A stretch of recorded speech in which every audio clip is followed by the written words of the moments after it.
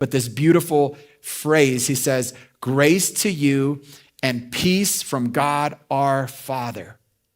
And Paul, again, wrote it, an apostle by his will. And he says this, I'll put this on the screen, grace before peace. And I remember this being illuminated to me a long time ago, so many years, and I never forget it anytime I read this, that grace comes before peace, that Paul reminds us that peace flows out of grace, that we can't have true peace with God, with others, or even ourselves unless we first receive his grace.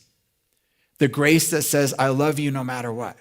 The grace that says, I love you just as you are. The grace that says, it's brand new every morning for you. And until we accept that grace, we can't have peace. Because we don't have peace because we don't know his grace. Does that make sense?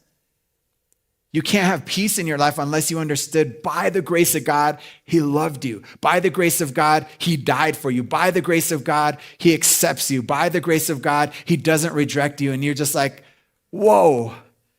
And you accept that grace. You accept that salvation. And then then the peace settles in. And he always says it in that order. Before we got our lives together, before we stopped sinning, before we even asked, Christ died for us. And that is his grace on our lives. And because of what Romans 5:1, I don't have this on the screen, but it says we have peace with God through our Lord Jesus Christ.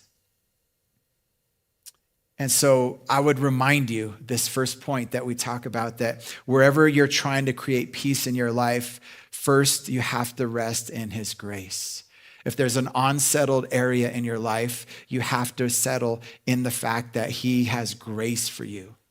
That's the only way you're going to have peace in that area, that understanding his grace. Start with the gift of grace, and the peace will follow, I promise.